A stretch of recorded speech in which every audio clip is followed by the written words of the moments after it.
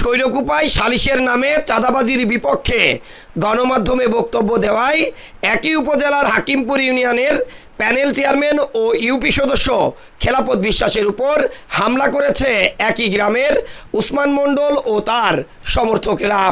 আজ রাত 8:30টার সময় উপজেলার গোবিন্দপুর গ্রামে তার উপরেই হামলার ঘটনা ঘটেছে। এ সময় তাকে হাতুড়ি ও লাঠি দিয়ে বেধড়ক পিটিয়ে জখম করে। এমনকি জখম করার পর হাসপাতালে চিকিৎসা নিতে আসতেও বাধা দেন হামলাকারীরা। স্বজনরা জানায়, গত মঙ্গলবার রাতে গোবিন্দপুর গ্রামে মাঠে স্থাপিত সোলার প্যানেলের সোলার কে বা কারা রাতে কুপিয়ে ক্ষতিগ্রস্ত করে। কোপানোর সময় কাউকে দেখতে না পেলেও স্থানীয় মাতব্বররা সালিশ করে একই গ্রামের সাধারণ কৃষক আরিফ মণ্ডলের উপর দোষ চাপায়। ঘটনা নিয়ে থানায় কোনো লিখিত অভিযোগ না করে স্থানীয় মাতব্বররা একতরফা সালিশ করে আরিফ ও তার পরিবারকে দোষী সাব্যস্ত করে 2 লক্ষ টাকা ক্ষতিপূরণ দাবি করে। এই ঘটনার প্রতিবাদ জানিয়ে গণমাধ্যমে বক্তব্য দেন স্থানীয় ইউপি সদস্য ও প্যানেল চেয়ারম্যান খেলাপত বিশ্বাস। তারই জের ধরে আজ রাতে একটি দোকানে বসেছিল সে। তখন একই গ্রামের উসমান মণ্ডল ও তার লোকজন এসে হাতুড়ি ও লাঠি দিয়ে হামলা করে। এ সময় গুরুতর জখম করা হয় খেলাপত বিশ্বাসকে।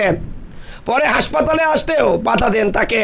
পরে খেলাপতের সমর্থকরা এসে তাকে উদ্ধার করে শৈলকুপা উপজেলা স্বাস্থ্য কমপ্লেক্সে ভর্তি করেন।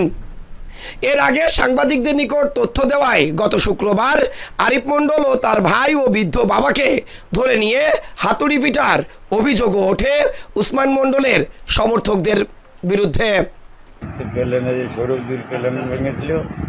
আমার সমাজের রাত্রি ভাঙছে, কে বা কারা ভাঙেছে, সেই প্লেন ভাঙা কেন্দ্র করে আমার সেই সমাজের ওই লোকের দোষার করে 2 লাখ টাকা চাঁদা ধরে চাঁদা এই সালিশ বৈঠক হয়। সালিশি তারা দোষী করতে পারেন না, তারপরে জোর করে 2 লাখ টাকা চাঁদা নেয়, চাঁদা চাইছে। সেই চাঁদা যদি ব্যর্থ হয়েছে, তাই